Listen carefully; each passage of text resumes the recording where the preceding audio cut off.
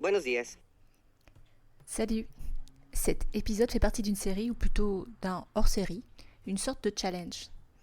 Un challenge du podcast auquel je participe tout au long du mois de janvier. Pour bien commencer l'année, lui donner une couleur particulière. Celle de l'action. J'aime les challenges, les situations comme les humains qui me challengent. Ils me font grandir. Je n'ai pas dit que c'était confortable, mais ça bouge mes lignes. Le thème du jour, c'est une citation inspirante. Je vais te partager ici celle que j'ai choisie. Je te souhaite de te laisser inspirer et d'inspirer à ton tour.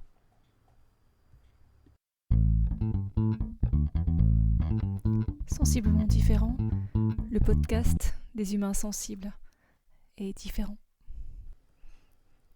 Aide-toi, le ciel t'aidera. Oui, ok, d'accord. De prime abord, tu peux être surpris par le choix de cette citation, ou plutôt de ce proverbe directement venu de Dieu. Une sorte de message divin. Enfin, je pensais que c'était un message divin inscrit dans un verset biblique, mais non. Il est issu de la sagesse populaire. C'est même la morale d'une fable de La Fontaine, le charretier embourbé. Le charretier embourbé, en gros, c'est l'histoire d'un homme dont le chariot s'embourbe. Tu remarques qu'elle porte bien son nom, cette fable. Le chariot s'embourbe donc sur un chemin de campagne. L'homme qui le conduit se galère sévère, peste contre les éléments et s'en remet à l'aide divine. Aide divine, nommée Hercule dans la fable, qui consiste à lui dicter des actions pour se désembourber. Ainsi conclut Jean, aide-toi, le ciel t'aidera.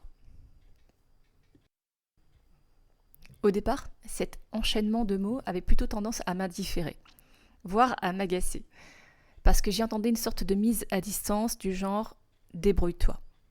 Toi, l'infiniment petit, l'insignifiant, tu patauges. Mais voilà, chacun son monde, désolé. J'y entendais peut-être une forme de jugement, implicite, adressé aux feignasses.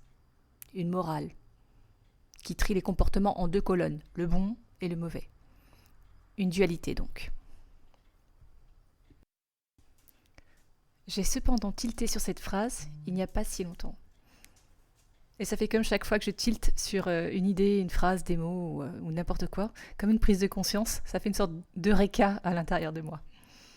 Donc cette phrase, je lui ai porté un tout autre regard. Note bien que cette histoire de regard, j'y reviens souvent, parce qu'elle impacte directement ton état intérieur et, par capillarité, ton état extérieur. J'entends par état extérieur les situations ou les personnes qui se présentent à toi. Aide-toi, le ciel t'aidera.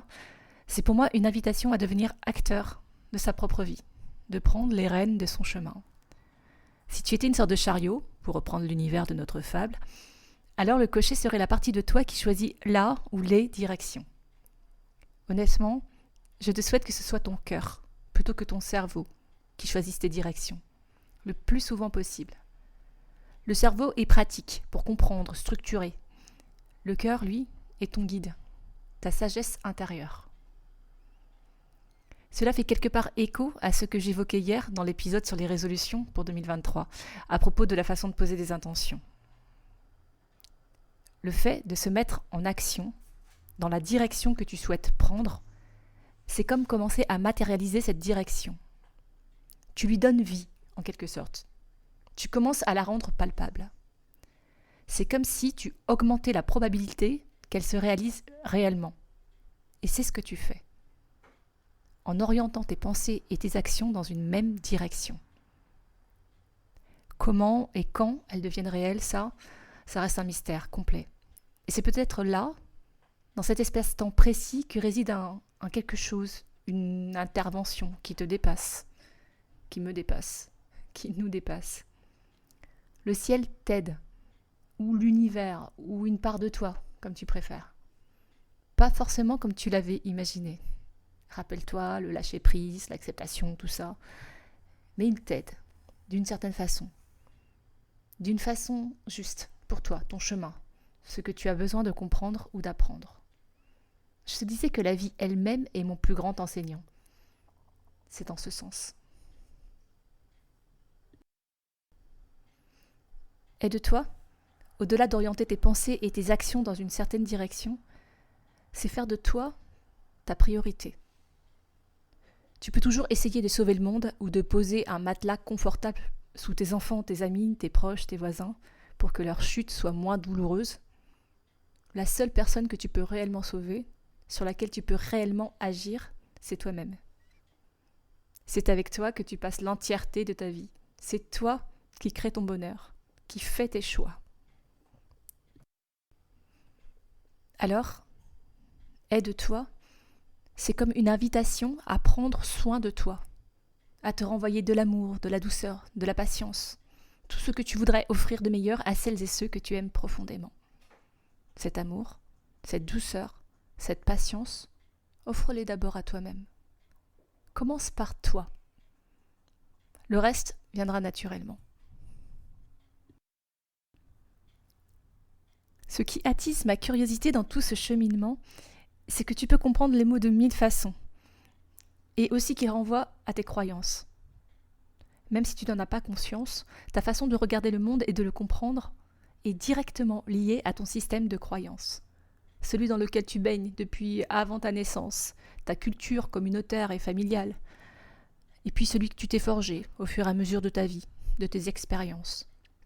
Parfois, il n'est que la droite lignée de celui que l'on t'a inculqué. Parfois, il devient le tien. Système de croyances qui s'insère jusqu'à notre infiniment petit, nos cellules, à mi-chemin entre la science et la spiritualité. J'adore. J'adore parce que c'est l'union entre le cerveau droit, plus créatif, et le cerveau gauche, plus structurant. Parce que c'est aussi l'union entre une vision du monde qualifiée d'orientale et celle qualifiée d'occidentale, entre la sagesse originelle et le besoin de comprendre, de trouver une explication logique, entre le féminin et le masculin.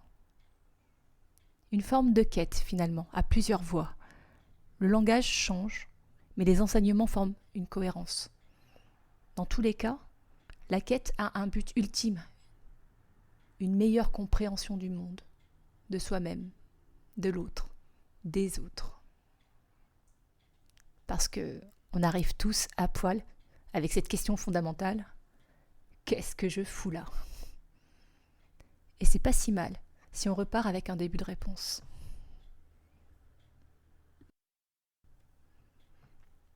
Je t'invite aujourd'hui à te demander de quoi tu as besoin, ce dont tu as envie, et ce que tu peux faire pour y répondre. Je t'invite à faire de ta vie ta plus grande création. Je t'invite à faire de ta vie une aventure dont tu es le héros. Tu peux témoigner si tu veux. Quel premier pas poses-tu, là, maintenant ? Raconte-toi. Raconte-moi. Je t'invite aujourd'hui à te mettre en action. Si tu as aimé cet épisode, partage-le. Le prochain, Inch'Allah, c'est déjà demain. Je m'appelle Magali Day, je suis un humain, maman 4 fois, thérapeute en kinésiologie, enseignante pendant 20 ans dans tous les sens, chercheuse et amoureuse de la vie, mi-punk, mi-poète. Je t'invite aujourd'hui à cheminer avec moi.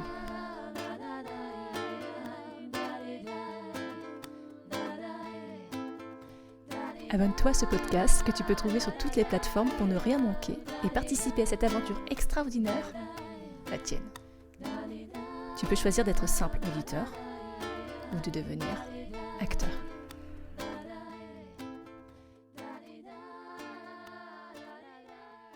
Sensiblement différent.